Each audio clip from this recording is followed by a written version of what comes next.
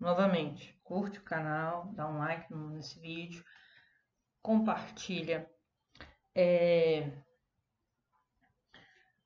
comenta o que você tiver com dúvida, para que eu possa te ajudar de uma forma mais ampla. Segue lá no Instagram, professora Angela Ferreira, tá? Bom, eu vou continuar falando dos modelos atômicos, vou falar agora do modelo de Bohr. Se você não assistiu a aula anterior, que eu falei dos primeiros modelos da Terra, Rutherford, volta lá e assiste, e depois a gente continua com o modelo de Bohr. Por quê? O modelo de Bohr, ele veio completar o modelo de Rutherford, né? O Bohr,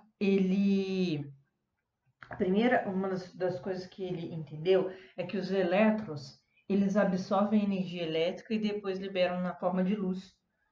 Vou dar um exemplo para vocês entenderem isso. Vocês já viram aqueles interruptores verdes, né, que tem nas casas mais antigas? O que acontece com aqueles interruptores? Quando a luz está acesa, eles ficam opacos. Quando a luz se apaga, eles ficam fosforescentes. Então, se a gente acordar no meio da madrugada, a gente consegue encontrar um interruptor de luz. Por que isso acontece? Porque quando a luz está acesa, ele está absorvendo energia.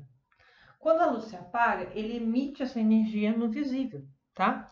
Então, a gente consegue enxergar isso, essa emissão.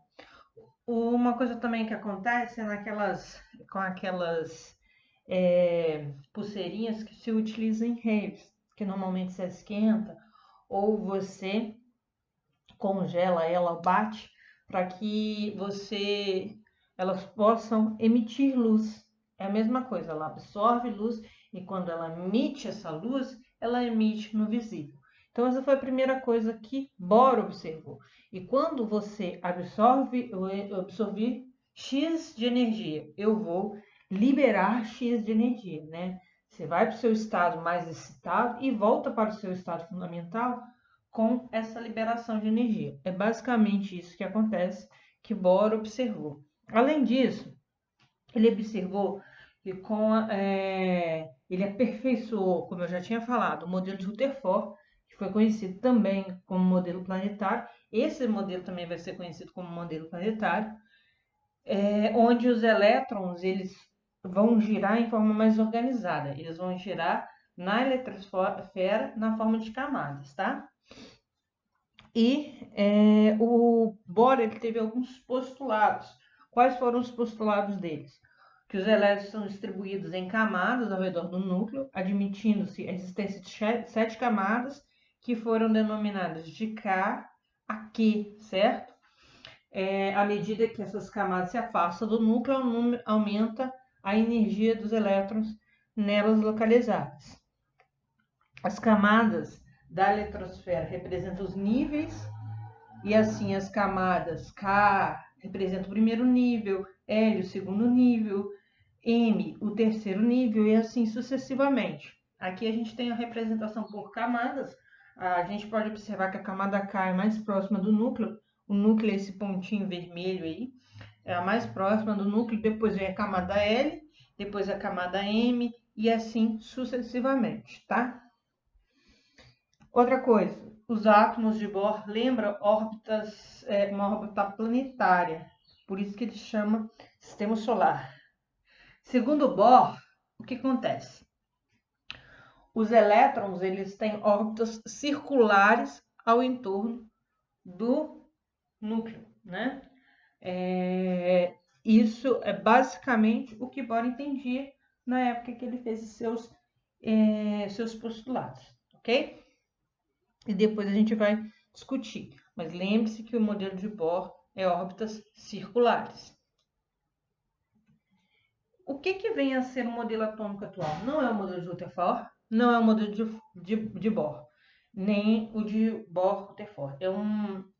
É um complemento, um modelo mais atual, levando em consideração não só as ideias da física clássica, que foi usada até o Bohr, né, ele usou uma explicação muito clássica, mas abrindo mão, abrindo um campo para a física quântica, né? E a gente vai ver alguns princípios que regem o modelo atômico atual.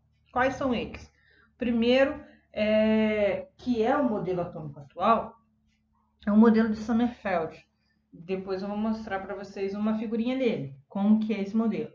Ele acrescentou um modelo de Bohr, Rutherford Bohr, porque, como eu falei, o Bohr ele pensava que apenas tínhamos órbitas circulares ao redor do núcleo. Já o Sommerfeld, ele acrescentou que além das órbitas circulares, existia também as órbitas elípticas, que são chamadas subníveis de energia ou subcamadas, certo? Então, além da circular, tem as elípticas, né?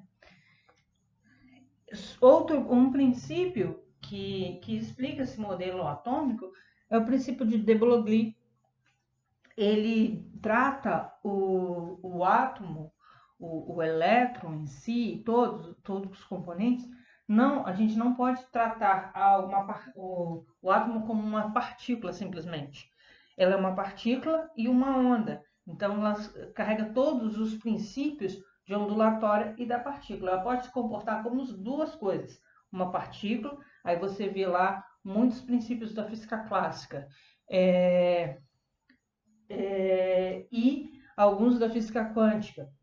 E eles, se você tem que estudar o átomo olhando para um microscópio. O microscópio que ora ela pode se comportar como onda, ora pode se comportar como partícula. Esse é o princípio de de Broglie. Ele fala da dualidade do elétron. Ou o elétron se comporta como partícula, ou ele pode se comportar como onda. Então, é um elemento conhecido como que rege uma teoria chamada partícula-onda, né? E além disso tem outro princípio, Schrödinger, após inúmeros cálculos matemáticos aí, colocou-se a ideia de órbitas ao redor do núcleo. O Schrödinger ele veio com a ideia de orbital. O que é orbital? Orbital é o lugar onde a probabilidade de encontrar um elétron é máxima. Então a gente vê que o modelo atômico atual ele sai de uma coisa determinística e chega numa coisa mais probabilística.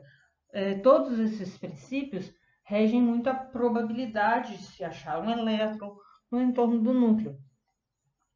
Aqui, nesse slide, eu tenho a comparação dos modelos atômicos, né? A gente sai lá de Dalton em 1803 e chega a Schrödinger, ou também podemos pensar no modelo de Sommerfeld, que é um modelo probabilístico. Olha como muda com o tempo, né? A gente sai de algo que era maciço e indivisível e chega a Thomson, já descobriu os elétrons, já não era mais algo indivisível. Depois, o modelo de Rutherford já tem as órbitas ali ao redor do núcleo. Depois, o Bohr, que fala das camadas. E o Schrödinger também, um modelo em 1926, falando de um modelo probabilístico, onde você tem orbitais.